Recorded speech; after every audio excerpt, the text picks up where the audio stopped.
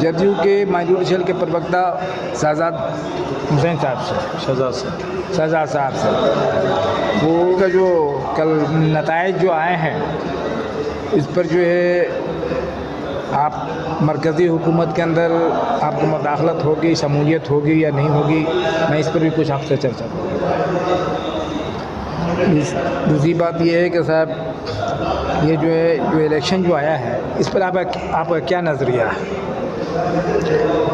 देखिए, अभी तो रिज़ल्ट्स कल क्लियर हुआ है जिसमें एनडीए को बहुमत मिला है 292-294 का।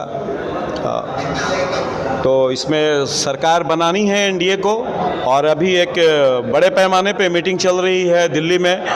उसमें हमारे सारे राष्ट्रीय पदाधिकारी वहां बैठ करके आज मीटिंग कर रहे हैं। उसमें सरकार, अस्थाई सरकार बनानी है। और इस बार अलायंस जो हमारा है, सारे लोग वहाँ बैठे हुए हैं। चंद्रबाबू नायडू जी भी आए हैं वहाँ पे, और हमारे जो मुखिया हैं माननीय नीतीश कुमार भी आज दिल्ली पहुँचे हुए हैं, चिराग पासवान जी पहुँचे हुए हैं। तो आज उसमें एक डिसीज़न होगा कि किस तरह से सरकार बनेगी और उसका मैनिफेस्टो क्या होगा। इसलिए कि इस बार जो सीट आया है उसमें भारतीय जनता पार्टी को बहुमत नहीं आया है, उसमें अलायंस को बहुमत आया है जी। तो अलायंस को बहुमत आया जिसमें हमारे मुखिया माननीय नीतीश कुमार जी का एक अहम रोल होगा, और उसमें जो रिजल्ट्स आया है उसमें माननीय नीतीश कुमार का और इम्पोर्टेंस बढ़ चुका है। लेकिन आज सामने नज़र आ रहा है कि माननीय नीतीश कुमार का क्या रोल है। बल्कि आज माननीय मोदी से लेकर के माननीय राहुल यादव को भी नीतीश कुमार को हम अलायंस से इलेक्शन लड़ा है, हम लोग ने अलायंस से इलेक्शन लड़ा है, तो और अलायंस के साथ हम लोग हैं। अब रही बात की जिस तरह से मेरा मैनिफेस्टो है, मेरी पार्टी का मैनिफेस्टो है, भारतीय जनता पार्टी का मैनिफेस्टो है, उसमें फ़र्क है। और अगर फ़र्क नहीं होता तो आज हम लोग 400 सीट जीतते। लेकिन भारतीय जनता पार्टी के कारण हमारे जो अलायंस ग्रुप के जो लोग, कुछ लोग ऐसे हैं जो एक कौम के लिए पार्टिकुलर उल्टा पुल्टा बोल रहे थे, इससे नुकसान इंटायर अलायंस को हुआ।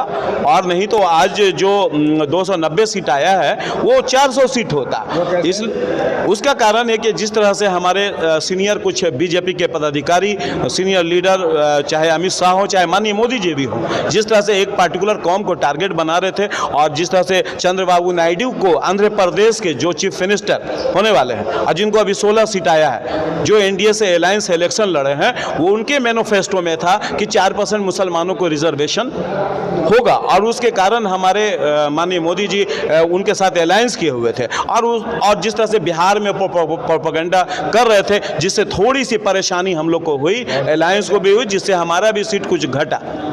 तो मामला चंद्रबाबू नायडू का, उन्होंने मैनिफेस्टो में लिखा कि 4% हम देंगे मुसलमानों का आरक्षण, जैसा कि आप कह रहे हैं। नीतीश कुमार ने तो ऐसा कोई बात नहीं किया। आपने इंटायर इलेक्शन में देखा होगा कि माननीय मोदी, माननीय नीतीश कुमार, अमित शाह जी ने लगातार मुसलमान के खिलाफ और उनके रिजर्वेशन के खिलाफ बोलते रहे। लेकिन क्या नीतीश कुमार ने किसी भी जगह पे इस तरह की बातें उठाई? उनको अपने काम से मतलब है, रोजगार से मतलब है, नौकरी से मतलब है, युवा से मतलब है, महिला से मतलब है। उनको अपने स्टेट को डेवलप करना है। डेवलप के अनुसार ही उनका चेहरा है कि आज उनको आवाम चाहती है कि उनको प्रधानमंत्री बना दिया जाए। नीतीश कुमार से अच्छा कोई चेहरा तो हिंदुस्तान में आज के डेट में नजर ही नहीं आ रहा है। तो आपका रुख एक साइड है, उसका अपोजिट साइड जो है भाजपा का रुख है, उसका डायरेक्शन है, तो दोनों में मेल कैसे खाएगा? एक बात आप जान लीजिए कि अगर हमारे माननीय नीतीश कुमार सांप्रदायिक चीज़ को पसंद नहीं करते हैं, और अगर उनका मैनिफेस्टो अगर सारे सेकुलर को लेकर के माननीय मोदी जी का होगा, तो ये सरकार बेहतर ढंग से चलेगी और आगे बढ़ेगी। और अन्यथा फिर बहुत सारे ऑप्शन हैं, उसमें हमारे मुखिया जो है आगे सोचेंगे कि क्या करना है, यही आधार होगा। उस पर सोचा जा सकता, ऑब्वियसली सोचेंगे। इसलिए कि माननीय नीतीश कुमार किसी धर्म, किसी जाति को लेकर के अपनी सियासत नहीं करते हैं। वो उनको डेवलपमेंट पे सियासत करना है। और तमिलनाडु और जो आपके जो कहिए कि आंध्र प्रदेश के जो लीडर हैं, जो अभी एनडीए के साथ में हैं, वो भी एक काफ़ी एडुकेटेड आदमी हैं, और उनकी भी सोच वहीं पर है कि सारे लोगों को लेकर के चला जाए। और इस तरह से अगर माननीय मोदी जी का अगर मैनिफेस्टो होगा तो उसमें लोग मिल करके काम करेंगे, और नहीं तो भाजपा की राहें अलग होगी, बाकी लोगों की राहें अलग होगी। भाजपा की राहें अलग होगी Obviously. और सेकुलर जमात की राहें अलग होगी। अगर मेल नहीं खाएगा तो लाइन से हट भी सकते हैं। ऑब्वियसली अगर वो सांप्रदायिक की बातें आएगी, अगर सेकुलर बातें नहीं होगी, ये देश सेकुलर है, ये देश सेकुलर है, और सेकुलर की बातें अगर नहीं आएगी, जिस तरह से कुछ मंत्रीगण अपशब्द बोलते रहते हैं किसी पार्टिकुलर कौम के लिए, इससे परहेज करना होगा। जनता ने जो अभी जन आधार दिया है उसी आधार पे दिया है और उसी आधार पे काम भी करना होगा। ठीक, शुक्रिया। जी जी।